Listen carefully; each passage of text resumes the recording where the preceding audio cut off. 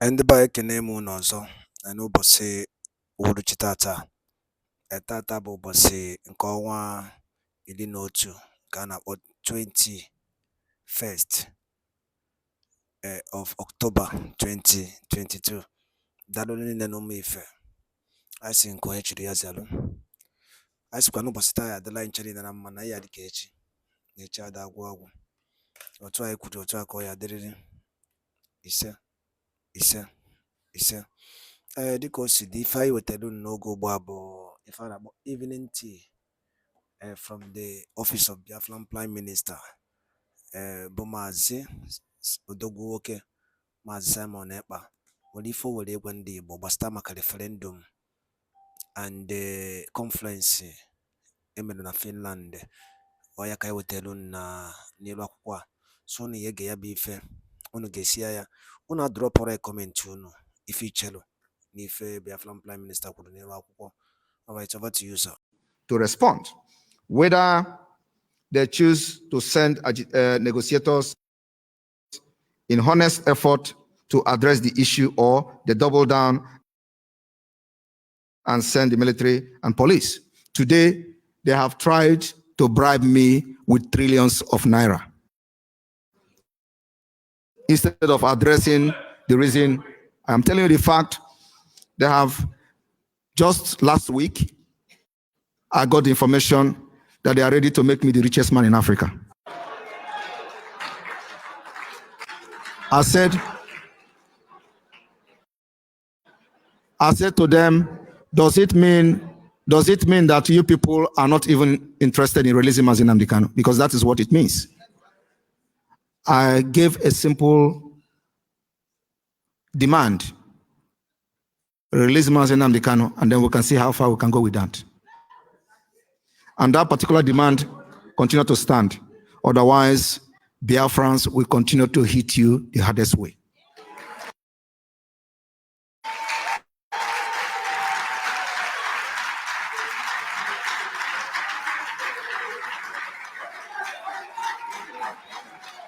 As it turned out, our host for this convention, Finland, fought their own war for their own freedom. Most people of this world fight to the end when faced with threat to their survival and well-being. You can't call me a terrorist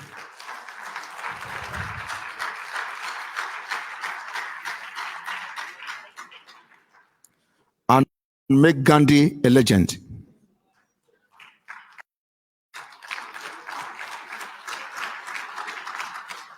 However, become more powerful than them.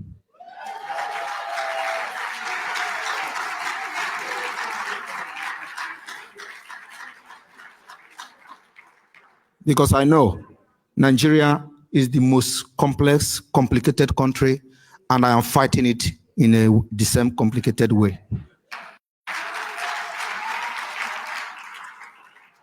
I told them I will remain the equation they will never solve.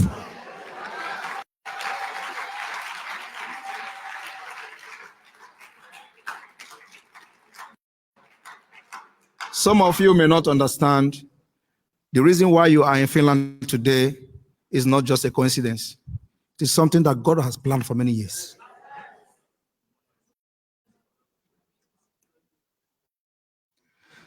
I don't care how the Webster or Oxford Dictionary define agitation. Based on our life experience, I stand here today to define agitation as a natural adaptation to threat to our survival and well-being. So it is normal to agitate. What is abnormal is not agitating in the face of threat to one's survival and well-being. Woe unto those that have chosen to keep mute while millions of their compatriots undergo unimaginable ailment treatment on the scale Nigeria has imposed on our people. And there is many such people. During our preparation for the opening of the Biafra Administrative Office in Baltimore, United States, we wrote letters to the community. One church, Trinity Church, Baltimore, asked us, "You are not the only people from that country in this church. Why is it that talking about it?" Because the people in the church never cared. They are in the United States and they are living comfortably well. By the time the pastor saw the scale of the government-sponsored genocide in the land, he was overwhelmed and asked, "Does the U.S. government know about it?" Mary Beth Leonard should answer the question. Of course, these are the people that are corrupt. If Finland is a corrupt country, by now, a lot of things would have happened. But you know,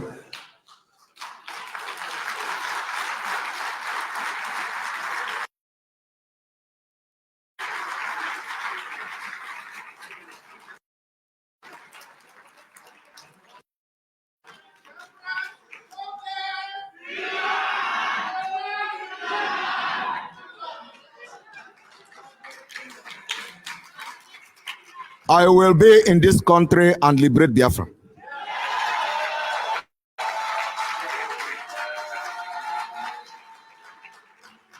First action as secretary, whose first action as secretary of the state was to remove Nigeria from the list of countries where Christians are persecuted. That should answer the question as well. I want to remind you that Secretary Blinken removed Nigeria while he was on the way to Nigeria. He didn't even arrive in Nigeria before he removed Nigeria from the list. That's a sign of corruption.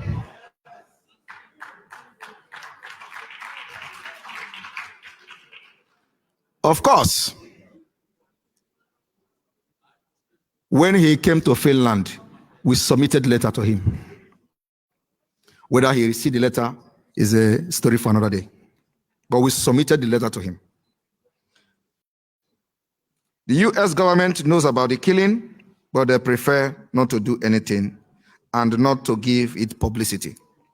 Because we have researched what America did during the Biafra War, and we know what to do.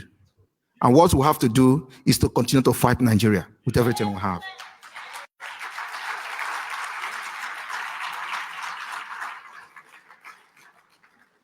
And the way we are going to fight Nigeria is not the way we fought Nigeria in 1967. We are fighting them systematically. We will see them, they will not see us.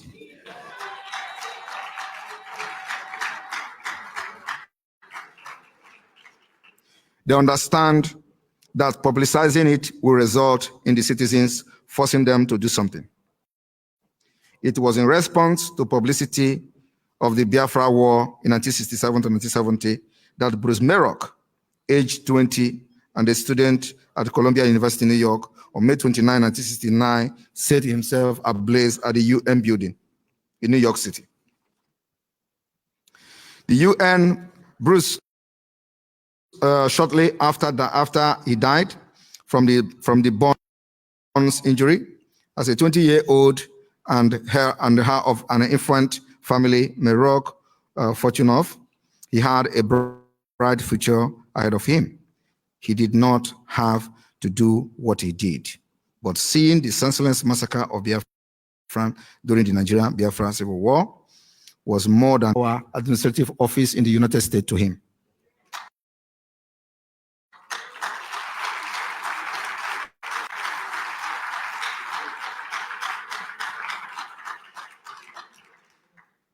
He could not understand why the world could let extreme wickedness go on for so long, as obnoxious image of man inhumanity to man as exemplified by death and destruction, and millions of Biafran children dying from kwashiorkor were shown on television around the world.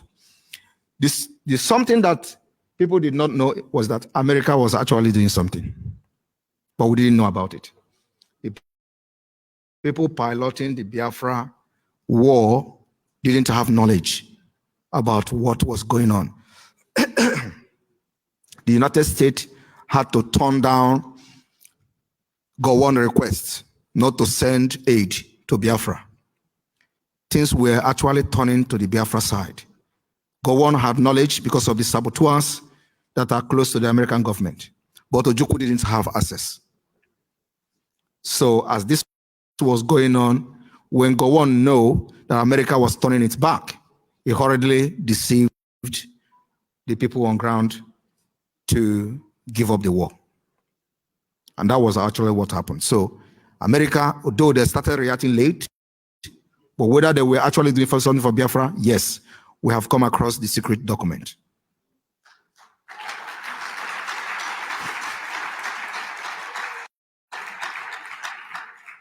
The difference is that this time around, we are going to fight Nigeria systematically.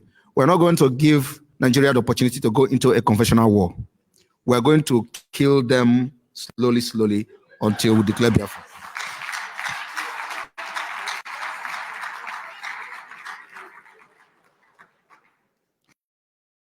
And that is why the legitimization of Nigeria within Biafra have started. And we are going to crush every state government within Biafra land until they will have no money to pay salary.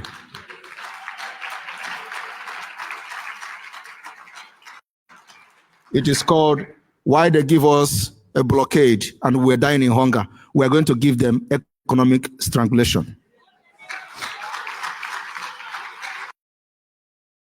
After this convention in Finland, we are going to focus to make sure that no secretariat in Biafra land will operate.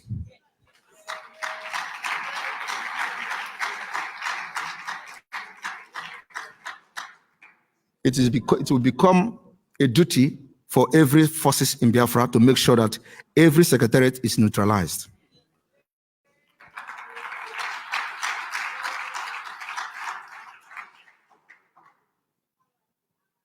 Bruce probably become aware of the Biafra-Nigeria conflict because it was covered by the media, and consequently, he did the unthinkable. Many believe helped to force the Nixon administration hand to end the war. But unknown to him, and even to date, nobody, not the US, EU, AU, nor the UN, want to go against British interests. You see this wave of change that is now blowing all over the world. It is for Biafra, believe me.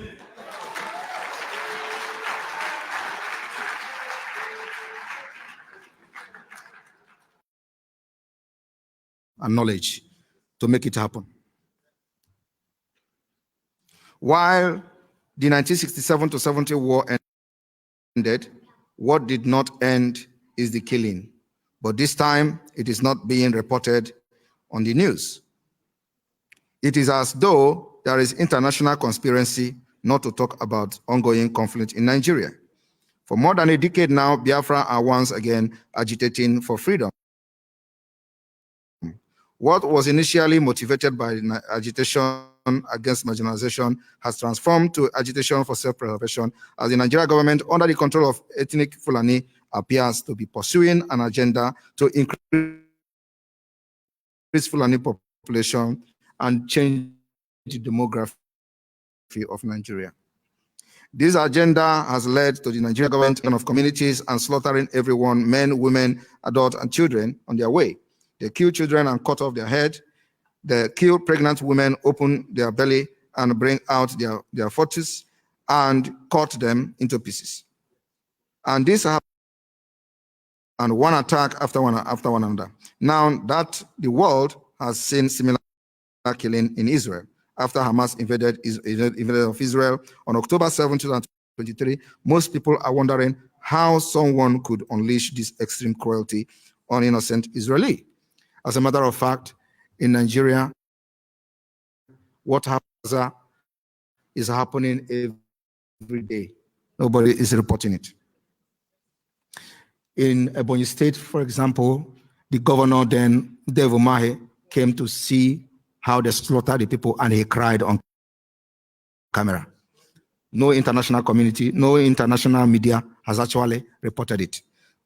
As you listen to me, you may be compelled to think that I am making it up. Understandably, so because it is too cruel, too gruesome to be true. You may further query, as the pastor I earlier mentioned wondered, if it were true, why is it not in the news? This is exactly why the suspicion of international conspiracy makes sense. I remember having come in contact with some of the Finnish journalists. They always tell you, we can't verify those images. Because there is nowhere else in the world that this manner of despicable act could be going on and it would not make headlines. The atrocities don't get mentioned in the news, and major social media platforms like Google and Meta forbid using their platform to share these images. Have managed to find their way to the internet. A simple Google search will lead you to trove of a glory image and videos that would almost certainly repulse you. So we have one of the worst government-sponsored violence in human history, because anywhere, not on the news, and definitely not in the UN. Many people have accused Nigeria atrocities of complicity, but the government has not demonstrated any meaningful interest in stopping the atrocities, which often close enough for the military to be able to prevent or stop them from happening. It is as though the government has come to accept these atrocities as norms and what appears to be unacceptable to them when community organize themselves. At the time, part of Biafra territory have been ongoing military invasion, and people are being killed every day. Noteworthy are Izu River massacre under Governor Peter Obi, Onitsha Mpo massacre under Governor Obiano, Ubaro massacre under Soludo. Power deprived from voting strength, one would think that politicians would work hard to preserve their voting population. But as we have seen very often, politicians in Biafra land have been instruments and tools for elimination of their own people. They appear too willing to indulge in the behavior because their mandate are not to deprive from the people, rather from the commitment to serve as agent of the Fulani Caliphate. Most people of the faced with threat in their survival and well-being. So it is natural to agitate for the betterment of our people. And the only way we can be better is when we govern ourselves.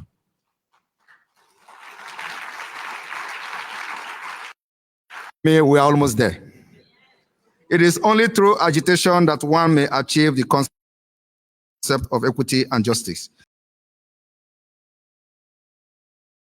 Dalo linne no mi fe koni si wene sora ni faide bena Eastern News 24. Asi na chuko kabe ma yagozi onine na ofu na ofu. Otu a ekwuru otu a ko ya derede. Ise. Dịka o si dị anyị ejenu ka agbapụnye ọsọ ịkọmentị n'ihe Biafran Prime Minister kwugasị n'iru akwụkwọ a anyị agbapụnye ọsọ ka kọmentị ya na ya gịnị ka ị nwere ike ikwu gbasata maka ya bụ ife nke ọzọ dịka ibe ya bụ echefuna na ya bụ Eastern News 24 ka anyị si na-ewetara unu nnukwu ozi ya dị oke mkpa dịka ị nụrụ ya Prime Minister ma Simon Ekpa kwuru ka efi nwere ike ikwugo n'ụdị nke gị n'ife ichere n'ilu akwụkwọ a Kabaro ka dropụla ya on the commission below ya bụkwa Eastern News 24 ka esi na-ewetara nnukwu ozi ya dị oke mkpa. Daalụ ndị nne na ụmụ Igbo, ụmụ Biafra, kemesianụ.